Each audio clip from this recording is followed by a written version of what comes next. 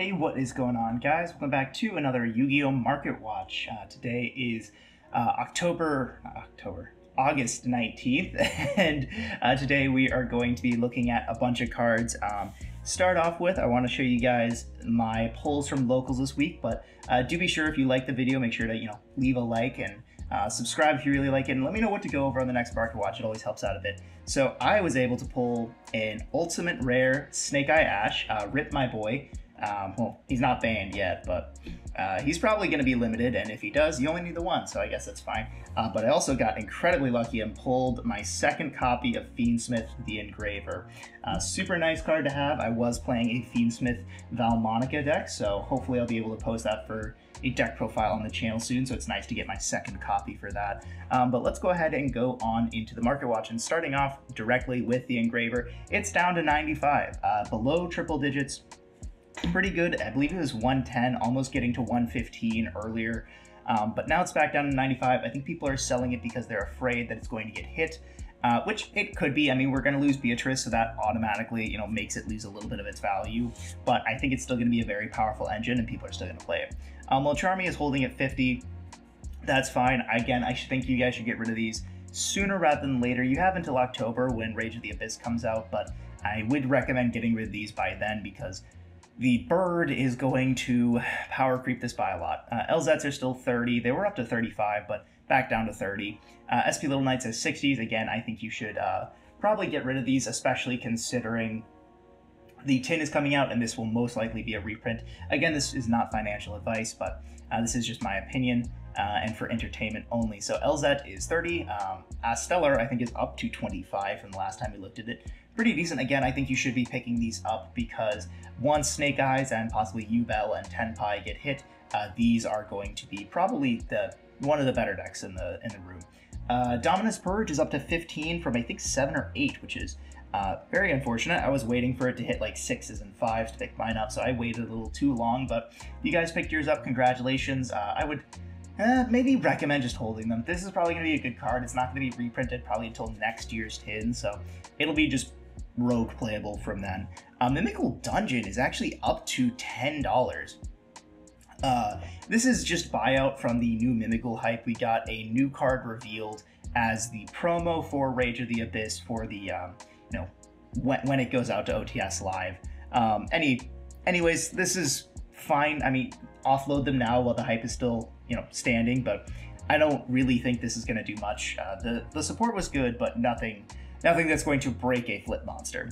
Spirit of Yubel is down to 40. This, I think, is going down because of a little bit of fear that Yubel might get hit, and Phantom the Yubel is probably the best thing they can hit for the deck. But it probably won't be. Blue Eyes is here. Imseti Glory of Horus, I think this is up to 25 from when it was 20. Again, you should probably get rid of these because these will be reprinted in the tins with Agov. Nightmare Throne is down to 25 to 27. That's not a terrible price for them, all things considered. I mean, I remember when these were the $40 ultra rare, they're more expensive than most of the secrets from Legacy of Destruction, so I don't really know where I stand on this. On one hand, I think people are selling it because they're afraid Yubel's going to get hit. At the same time, there's not a lot they can hit in Yubel. I think the most they can hit comfortably is like the summoning beasts, the Dark Beckoning Beast and the Chaos Summoning Beast, stuff like that. I don't think you're gonna lose out on too much. I think this will be fine. So I'd say go ahead and, if you wanted to pick these up, now is not a terrible time. Soul Hat Rabbit's still sticking around 10. Again, this is just kind of like a weird... This is just like the third best SP Little Knight. It goes SP Little Knight, and then Skystriker Ace Azalea, and then Silhouette Rabbit. So it's a cool card. People are playing around with it, but I don't think it matters as much as people think. Thrust is down to only 33, so you can pick up a playset for a copy of an Engraver. But don't even bother buying these. Just wait for the tins to come out and reprint it. I believe it is confirmed in the tins, so don't even trip about it. Fiendsmith Track is down to 8. This card might go up in value if we lose something like Engraver or even Lurie, which is a really weird thing to lose, but we might. Low, Prayers of the Voiceless Voice is down to 20. This deck is fine. I think even if we get like a slaughter list that hits like everything that's topped in the past, like, you know, X amount of months, I still am not sure that Voiceless Voice is going to do much.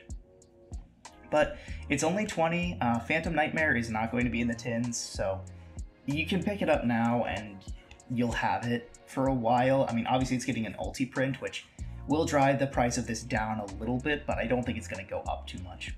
So maybe if you have them, consider offloading them. But if you like Voiceless Voice, then, you know, more power to you. DFL Stars down to 20. People are selling this because after, I think it was YCS Sacramento that was this weekend, this won, so people are really shitting their pants now about the Snake Eyes deck. They think that everything's going to get hit, and rightfully so it might. Tenpai Dragon Hydras are up to 10 from, I believe, 7 or 8. Not a terrible card to pick up. I mean, I don't think Tenpai is going to get hit too harshly, but it could. A lot of people are suspecting it will get at least a limit to the field spell or something of that sort. Typhon is 22, fine price. This will get reprinted, so I'd probably get rid of mine now, but this is probably going to be a secret rare, and a pretty good secret rare at that. Millennium Monk, whatever. I still think this whole thing is cope, but if you want to pick it up for $5, it's a decent price. Bonfires are only 23. Again, people are selling off a lot of the Snake Eyes cards. I think this is a card that you should actually be picking up, because I'm not sure Bonfire itself is going to get hit. There's a lot of things that they probably want to use Bonfire like as a reason to sell the card, so if they hit it right away, then other things aren't going to sell as good. Kiss Angel down to 31. Again, you should probably get rid of yours because it's going to be the tins. Shining Sarcophagus is whatever. I'm not even going to pretend like I know what that is. It's 17. If that's up or down, I'm not sure. It looks like it's up a little bit. So it was 12. It's up to 17. That was a month ago, though. So, yeah, whatever. And what else? Genroku is 5. Pick them up if you want. Wanted is down to 13. Again, people are getting rid of it. I think this card will get limited. So I think this is a card to definitely sell off. Getting onto the individual cards, so let's start off with Subterra Behemoth Fiendus. This card has a small uptick, and when I say small, I mean really small. It went from 50 cents to 80 cents. People were buying this in droves because it is a generic flip monster support. The problem is it's for Mimighouls. The problem is Mimighouls aren't Shaddolls. You don't want to flip them up yourself. You want your opponent to flip them up and then gain advantage off of it. So this effect to send a flip monster from your deck to your graveyard and a special one from your hand is bad. It really is. This other effect, if a monster this card points to is flip face up, add a flip monster from your deck to or graveyard to your hand, is a good effect, but again, you don't want to be flipping your Mimighouls to begin with, so I don't know. I think this is like being bought out by people who don't understand how Mimighouls work. So yeah, I doubt this is going to go up. It is a solo print, so who knows, maybe it'll go up a little bit more, but I doubt it.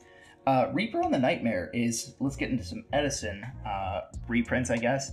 This card I thought was reprint. I think a lot of people did think it was reprinted in the like legacy printings of like LOB, Metal Raiders, Spell Rule, all this stuff, but no, it's Pharaonic Guardian. It just been missed out. It's $15 to $20 for, you know, a decent copy. Honestly, if you have these, I think I have one in my like old collection from when I was a kid. This is probably a decent card to get rid of. Up next, we have Tempest Magician. This is a card that is anywhere from, so the Star's Overdrive Super Rare is about 7. The Secret Rare from Crossroads of Chaos is 15. This is a card that is, I think people are trying to experiment with it a little bit in Edison because it does have an interesting effect in that it just lets you ditch cards from your hand. And then you can remove spell counters to burn your opponent. But it's kind of a hard synchro to make, and it doesn't really have that much of a payoff in Edison. This card was broken as we got later into the game, but not too much in Edison format. Mistworm is a card that is played in Edison. It is Trishula at home, and the dual terminal rare, which is what most people play with, is only about $2, but then you go up to the 5Ds printing, the secret rare from Arsenal, or the dual terminal, and you're looking at 15 to 25. So this is a card that is going up and up and up. So, and it probably will, assuming that Mistworm does get another printing. So I don't know, maybe pick up your high rarity Mistworms now, because they might just go up in price. Black Root Drago is a card that I wanted to cover, so I actually bought this back at like 20s a piece when the Gemini deck first came out. I think I got a decent amount of use out of it, but unfortunately these are down to only $7-8 for a decent quality copy, which is kind of unfortunate. But if you like the Gemini deck, if you've seen it and you like how it plays, I would say go ahead and pick up your Brute Dragos. They're probably not going to get much cheaper than this, considering it's a solo printing, but it is a good card. And then finally, I think Magical Android. No, we have one more after this. Magical Android. This card's lowest printing is $20. Hopefully you have yours. I think I have exactly one copy, and I'm very happy that I have the one copy. But yeah, this is just a card that it's just the 5. It's just the go-to 5 after Cataster, and it's a pretty good card. Iron Chain Dragon is a card that isn't nearly as expensive, but it is equally as good. It's a 6. It's a debris target because it is a dragon, but it's kind of lower on the pull in price, because when you could make a 6, why wouldn't you make Brio or Goyo first before you make Iron Chain? But again, in something like a debris dragon deck, really good card. It hasn't gone up too much in price, so that's pretty good. It's still about $5 or $6, so go ahead and pick yours up now before they start getting up in price, because I think a lot of people thought that this would get reprinted in a Speed Duel set, but Speed Duels is done. We're not getting more Speed Duels. They didn't go to Synchros. So I would say go ahead and pick your copies of Iron Chain up now if you don't have them already. And yeah, be happy with them. Because I did definitely want to see Career Iron Chain, but no dice. Next I want to talk about Gimmick Puppets. So this might be a weird deck to include, considering it's kind of like come and gone in terms of playability. But the truth is, if we get a slaughter list like a lot of people think we will, people are going to be looking to decks that, kind of shoot the gap in terms of power level, and this is one of them. It is a turn 1 FTK, and it's pretty cheap. So looking at this, I think Biscuitdoll is a card you need at least one copy of. Actually, I have a list up here. So you need one Biscuitdoll, and then of the cards that weren't in info, because everyone should just have info cards from now. You need one Biscuitdoll, 2 Terror Baby, at least this is the list that I'm looking at. And then Condolence Puppet, which I think is about a $2 card. And then the other gimmick puppets, they're, $3-ish, depending on what printing you want. So let's go back here, actually. So Chimera Doll's $1, $2. This is pretty cheap. You need one copy at least. Scissor Arms is not actually played in the deck, but it's still about a $9 card. I think this is more for a long-term deck, playing for a grind game, but you only need one of it from what I remember. Biscuitdoll, we had some at 10 cents. Terror Baby's pretty cheap. Really the big cards that you're going to be looking for are Gimmick Puppet of Strings, I believe, and then Gigante's Doll. I believe these are the two that are mildly expensive in terms of $5, $3. So if you want to pick up a deck that is almost guaranteed to not get hit and will kind of just barely shoot the gap in terms of power level for playability, it's probably Gimmick Puppet. So I would look into getting your Gimmick Puppets now. Diviner the Herald, I want to cover this card because I completely didn't realize that it had a tournament pack printing. I know I literally just said I pulled a Snake Eye Ash at my locals this weekend from Tournament Pack 25, but I didn't know Diviner was in here. But anyways, the point of looking at Diviner is it is pretty cheap. Ultras are only about $2, and then you go to Secrets, they're only about $4 to $5. This is a card that will always, go up and up and up in value, especially if stuff comes off the list, namely Eva, but I think Eva will stay banned forever, hopefully. But I think this is like a penny stock. If you want to pick up a bunch of copies of Battles of Legend Diviner, or maybe pick up a couple playsets of OG Secret Diviners and sit on them for a while, they'll probably go up to $15 or $20 eventually. We already looked at Voiceless Voice in terms of low, but I just want to point out, if you have lows or you're willing to spend the $60 on low, the rest of the deck is pennies now. We just looked at Diviner. You can get a playset of Diviner for $7. And then Skull Guardians, a $1 card. Everything else is literal pennies. There's literally, I guess Saphir is about $5. So you could probably pick up a full Voiceless Voice deck for what, 20, 75. Let's say $90 to $100, including the extra deck, which is probably just things like Diviner of the Herald, or not Diviner, Herald of the Arclight and stuff like that. This is a fairly cheap deck. I think it's worth picking up. Shout out to Trent. He was playing Voiceless Voice at the locals this past weekend. I helped him with his deck, trying to power it up a little bit or like find some problems with it. But yeah, I think this is an interesting deck. So if you guys want to play Voice, if you want to play Rituals, go ahead. Next up is Goblin Bikers. This is a penny stock deck. This is again a TCG exclusive deck that hasn't been ported to OCG. I was reminded of that when I looked at the OCG Worlds list, and Goblin Bikers were all banned because they don't have them yet. And if you look at this, the most expensive card on here is Grand Entrance, which is $3. You can pick up like this whole deck for pennies. Like, it looks like you can play, like you could pick up a full core for maybe 20 bucks. And then you could even, look to bling it out with some of the QCRs if you really wanted. So if you want just like a cheap deck that maybe to get your friends in the door for Yu-Gi-Oh, or just to have it in case the OCG support wave or whenever we get new support for this archetype is really, really good and just pushes it past its limits, probably worth to pick up. Utopic Draco Future, this is a $10 card. I do actually see this being in either the Tins or the Quarter Century Bonanza, so maybe go ahead and offload yours now. But worst case scenario, it's a $10 card right now.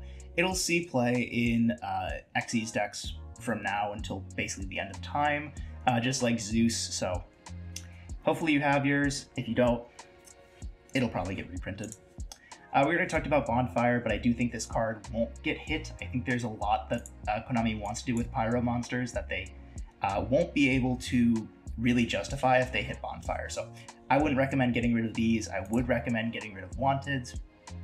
These are definitely on the chopping block because it just does so much for the deck. I could definitely see this being limited or even banned. Dia Bellstar, again, I don't think this card is going to get hit, but it could. It definitely could if they really want to limit the power of it, but I think they want to leave it just because it is kind of like an art card. It's an Albaz style card. Looking at Snake Eyes, I mean, Flamberge is down to only $3. It was pretty expensive for a little while. Poplar's only down to $5. I mean, the Snake Eye Ash I have here is only about 15. So realistically, honestly, apart from like ulti ashes, QCR, stuff like that, just hold it. Like, there's no point getting rid of like oaks and temples and all this kind of stuff. Like, really the only thing to get rid of to like make some money back is like the QCRs. I did want to talk about Engraver a little bit. We kind of talked about it earlier, but you can see Requiem's down to $2. Tract is only about $9. Engraver itself is at 95, which is a lot, but I have been playing Fiendsmith with only one Engraver. Now that I have my second, it's nice, but you can play it with just the one. So if you want to pick up the Fiendsmith engine, I don't think it's going to get hit. I think the most that's going to get hit is Beatrice. So I'd wait until after the Beatrice ban, because then this is going to drop to maybe about 90 to 85, but yeah. Wanted to take a look at Yubel.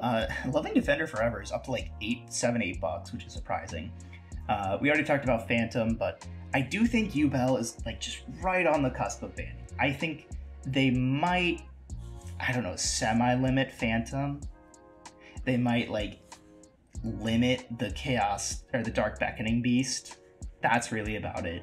If they're going to hit anything to like really hit the power level of the deck, it's probably gonna be the Unchained card, which sucks because that means Unchained's not going to be playable for a while, but it is kind of like, what can you do? Nightmare Throne, we already talked about that, so we won't cover it again. Then I wanted to cover Mermails last. So Mermails, I think the hype has kind of sort of died down for the deck, and I wanted to talk about what you actually need for the deck. So in terms of expensive cards, because like anything under $1, it's fine. It's $1. And this deck plays a lot of one-of, so I think you only play like 1 or 2 Pike. You only play like 1 Megalo, stuff like that. I don't know too much about the deck, I'll admit it, but we still have to get the cards to come out. But the cards that you should be looking at are Abyss Tiases. This is a 3-of. I think picking up the secret rares right now is not a bad idea. Abyss Trite is, I think, played, and it is currently $6 to $10. And then Abyss Megalo, both for the Ultra and the Ulti. I think you played 2 of it. I think you can get away with 1, but you do play 2 of it. So these are the cards that might get reprinted, but are the actual value. The other card is Neptibus. Neptibus is 8 to 6. this is a card that if you didn't pick it up, I mean, sorry. I feel like it could be reprinted in like Bonanza. I don't think it's impossible to say, oh, like we'll give Mermail Biscayos a QCR because it was a classic card for several years. Same thing with Neptibus and stuff like that. But yeah, I don't think there's much else to talk about. But I think the hype has kind of died down. So if you really want to pick up this stuff now, you can. And the last thing I want to talk about is Royal Prison. This is a card that was mentioned to me by our good friend Will. This is a very strange floodgate. It's continuous trap floodgate. Neither player can special summon monsters from their graveyard. Why does this matter? So I think this matters for two reasons. Decks like Fluandries, this is obviously pretty good because they don't special summon from the graveyard to begin with. They don't special summon at all. But also decks like Malice and Ritual Beasts that play entirely out of the banishment. This is a card that pretty much only helps you. So I think that's why we're seeing an uptick in this card. It's a very small uptick, as you can see. It's doubled in price, but it's gone from 25 cents to 30 cents. So this is a card that I, especially with the ultra rares from Ghost in the Past, I would recommend probably just picking up a playset. Worst case scenario, it just sits in your binder and you know you have it. This I think is like the penny stock. I'll probably be picking up, a couple playsets, all things considered, just because like if they ban Skill Drain and they ban Synchro Zone, this is kind of like the next floodgate. So it's kind of funny how we just keep going down the list of continuous trap floodgates, but this is probably one of the next best ones, especially if you, like I said, have a deck that plays entirely out of the banishment or the hand or the deck. So yeah, but that is all from me, guys. Hope you guys enjoyed.